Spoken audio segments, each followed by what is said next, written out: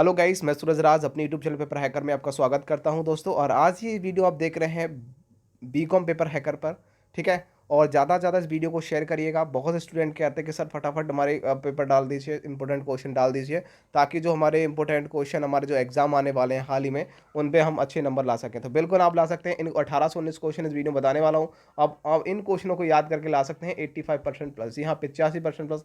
आप यूपी के किसी भी यूनिवर्सिटी से हैं, यूके के किसी भी यूनिवर्सिटी से हैं, या फिर बिहार की यूनिवर्सिटी से, या फिर एमपी से भी है, तो भी आपके लिए बहुत ही ज़्यादा इंपॉर्टेंट्स रहने वाले क्वेश्चन। तो चैनल को सब्सक्राइब कर बेल आइकन को जरूर प्रेस करिए, ज़्यादा से ज़्यादा दोस्तों को शेयर करिए। देखिए, मैं आपसे वादा करता हूं कि आपको फेल नहीं होने दूंगा। और जो जो क्वेश्चन बता रहा हूं उन क्वेश्चनों को याद कर लो। आपके बुक नोट्स वगैरह जो भी है उसको खोलो, पहले चेक कर लो, टिक लगा लो जो जो मिल रहे हैं। ठीक है। मैं बोलना चाहूँगा कि जो जो क्वेश्चन आपको आपके बुक नोट्स या गैस पेपर में मिल रहे हैं, उनको क्या है, आपको टिक कर लेना है। ठीक है। और वही क्या है, याद करना है। यदि देखिए, मैं हमारे क्वेश्चन जो इतने बता रहे हैं, हम सारे के सारे 19 के क्वेश्चन हमको मिल जाते हैं, तो यही क्वेश्चन याद करना है। यदि पूरे के पूरे क्वेश्चन नहीं मिलते हैं, दो चार क्वेश्चन रह जाते हैं, तो आपको जो आपका दिल करता है, जो आपको अच्छा लगता है कि यार ये इंपॉर्टेंट क्वेश्चन है, तो उसको अपने थ्रू याद कर लीजिए। ठीक है। और अच्छे नंबर लेके आइए, एग्जाम में 85% प्लस लेके आइए, टॉपर बनिए। ओके। और मैं स्टार्टिंग करता हूँ इस वीडियो को यहाँ से। देखिए, पहले क्वेश्चन पर टिक लगाना है। हमारा जो पेपर होगा वो बीकॉम फर्स्ट ईयर वालों के लिए होगा। व्यावसायिक पर्यावरण से हम बिजनेस एनवायरमेंट कह सकते हैं। ठीक है। कह सकते हैं, इन्वायरमेंट कह सकते हैं। ठीक है। बिजनेस इन्वायरमेंट की बात करेंगे। और यहाँ जो बात की जा रही है व्यावसायिक पर्यावरण के बारे में, बीकॉम फर्स्ट ईयर का 2021 में आने वाले क्वेश्चन की बात कर रहा हूँ। ज़्यादा से ज़्यादा इस वीडियो को शेयर करिए। कोई इशू आता है, कोई प्रॉब्लम आती है, तो कॉमेंट बॉक्स में जरूर बताना है। तो पहले क्वेश्चन पे टिक लगाएंगे कि व्यावसायिक पर्यावरण होता क्या है, उससे क्या अभिप्राय है, उनके घटक, उनके तत्व, उनके एलिमेंट कौन कौन से हैं। ठीक है ना।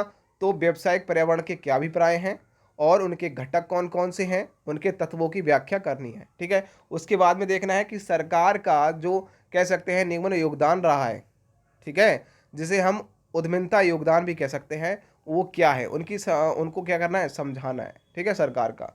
नेक्स्ट क्वेश्चन है हमारा, राष्ट्रीय आय क्या होती है।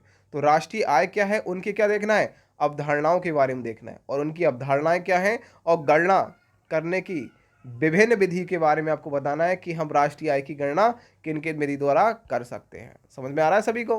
तो चैनल को सब्सक्राइब कर बेल आइकन को जरूर प्रेस करेंगे। नेक्स्ट क्वेश्चन को देखेंगे, उदारवादी नीति क्या होती है। जानते हो, उदारवादी जो नीति होती है, उनके प्रभाव का वर्णन करना है। उदारवादी नीति को हमें पहले पता होना चाहिए कि उदारवादी जो नीति है वो होती क्या है, और उसके प्रभाव क्या क्या होते हैं। साथ ही साथ प्रभाव को आपको देख लेना है। ठीक है। उसके बाद में आपको देखना है कि मुद्रा, आप जानते हैं, तो मुद्रा से आप क्या समझते हैं, और उनके कार्य, उनके महत्वों की क्या करना है, आपको विवेचना करनी है। ठीक है। उनके महत्व के बारे में लिखना है, उनके कार्यों के बारे में लिखना है, मुद्रा के। उसके बाद में आता है मुद्रा स्फूर्ति क्या होती है। मुद्रा स्फूर्ति क्या है, उसके प्रकार, उनके कारणों के बारे में आपको लिख लेना है। ठीक है। उनके कारण क्या क्या है। उसके बाद में आता है भारत में बेरोजगारी का विस्तार। तो भारत में बेरोजगारी का विस्तार क्या आपको बताना है, साथ ही साथ उनको कारणों की व्याख्या करनी है कि भारत में बेरोजगार लोग क्यों हैं, और बेरोजगारी दूर करने के आपको उपाय, मतलब क्या क्या उपाय रह सकते हैं। कि यदि बेरोजगारी आपको बात की जाए, कि आपको एक बार थोड़ा सा एक क्वेश्चन किया जाए आपसे कि भाई बेरोजगारी को कैसे दूर कर सकते हैं, तो आप किस अपने पॉइंटों में लिखना है। ठीक है। उसके बाद आता है गरीबी। गरीबी क्या होती है, और गरीबी के कारण और उनकी व्याख्या करनी। भाई अब देखो, गरीबी क्या है और गरीबी के कारण क्या है। देखो, लोग गरीब होते हैं, तो उनके गरीबी के कारण क्या है वो आपको बताना है। बस दूर करने के उनको सुझाव बताना है, इसको हम कैसे दूर कर सकते हैं।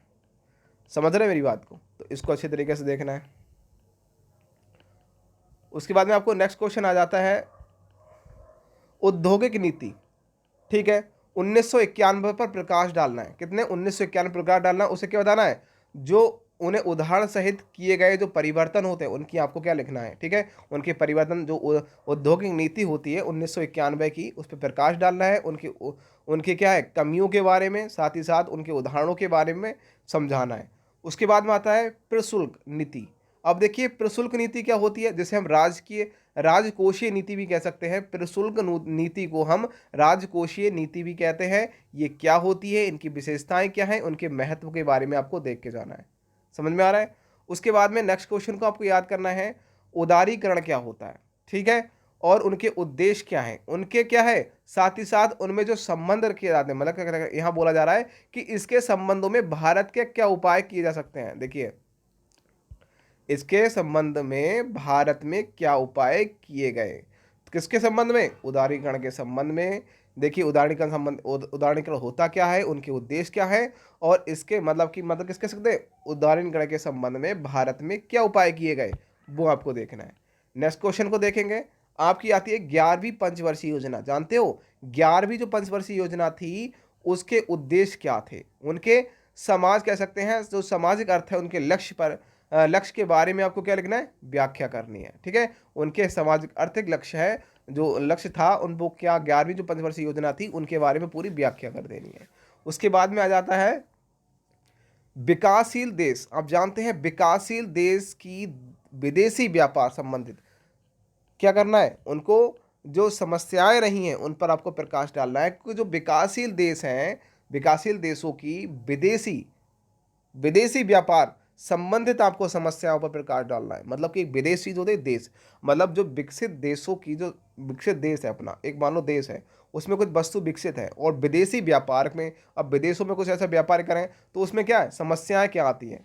ठीक है, वो वहाँ पर क्या करना है प्रकाश डालना है। साथ ही साथ ये देखना है कि विश्व व्यापार संगठन, आप जानते हैं इसकी स्थापना कब की गई थी, तो विश्व व्यापार संगठन की स्थापना और उनके उद्देश्य उनके कार्यों पर आपको क्या करना है प्रकाश डालना है, मतलब कि कार्यों के बारे में और उनके उद्देश्यों के बारे में बताना है। एक आता है आपका जानते हो जैसे अंकटाड। अंकटाड होता है अंकटाड संगठन की व्याख्या, मतलब जैसे कह सकते हैं UNCTAD अंक, जैसे कहते हैं अंकटाड किस संगठन है उसकी एक व्याख्या बतानी है, कब की गई कैसे हुई थी वो बताना है। जी देखिए यहाँ बोला जा रहा है G20 और G8, G20 और G8 पे टिप्पणी लिखनी है, मतलब G20 क्या होता है और G8 क्या है, इन पर क्या लिखना है आपको एक निबंध लिख लेना है। साथ ही साथ यहाँ बोला गया है अंतर्राष्ट्रीय मुद्रा कोष का कार्य क्या होता है। अंतर्राष्ट्रीय जो मुद्रा कोष है उसका कार्य क्या होता है ये आप देखेंगे। और देखिए आर्थिक समृद्धि की समस्याएं लिखिए, तो आर्थिक समृद्धि की समस्या लिखेंगे। साथ ही साथ आपको देखना है जो मेंडल नीति थी, आप जानते हैं मेंडिक नीति, मेंडिक नीति के क्या बताना है उनको महत्व और उदाहरण देना है। मेंडिक नीति के महत्व और उदाहरण के बारे में आपको याद कर लेना अच्छी तरीके से।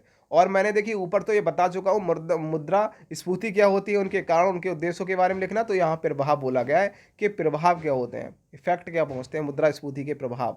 ठीक है, निर्धनता एवं गरीबी के दृश्य जो दृश्य ग्रह है उसके आप प्रकाश डाला, निर्धनता क्या होती है और गरीबी क्या है इन दोनों को बताना है, आप प्रकाश डालना मतलब कि अंतर वगैरह देख लेना है। भारत में औद्योगिक जो रूढ़ता है उसकी व्याख्या कर देनी है, औद्योगिक रूढ़ता की व्याख्या, भारत में औद्योगिक रूढ़ता की व्याख्या कर देनी है। और आप जानते हैं संभावित राष्ट्रीय आय की जो धारणाएं हैं उनको क्या करना है स्पष्ट करना है। और मिश्रित अर्थव्यवस्था की विशेषताएं क्या हैं, तो मिश्रित अर्थव्यवस्था है उसकी आपको क्या बताना है विशेषताएं बतानी है। उसके बाद आता है जनतांत्रिक वातावरण। देखिए जनतांत्रिक जो वातावरण होता है वो क्या होते हैं उनकी क्या बताना है कीमत सिद्धांत। तो कीमत सिद्धांत के बारे में बताना है कि जो जनतांत्रिक वातावरण उनकी कीमत सिद्धांत क्या है वो बताना है, साथ ही साथ उनकी विनियोग के बारे में बता देना है। ठीक है, तो ये था आज की वीडियो। आई होप आपको वीडियो पसंद आई होगी, तो लाइक करेंगे और ज़्यादा से ज़्यादा इस वीडियो को शेयर करेंगे। फिर भी कोई इशू आता है तो मुझे कमेंट बॉक्स में ज़रूर बताएंगे। मैं आशा करता हूँ कि आपके हर क्वेश्चन का सटीक आंसर दे पाऊंगा। और वीडियो पसंद आई हो तो चैनल को सब्सक्राइब कर बेल आइकन को जरूर प्रेस करें। मिलते हैं नेक्स्ट में, तब तक के लिए जय हिंद दोस्तों।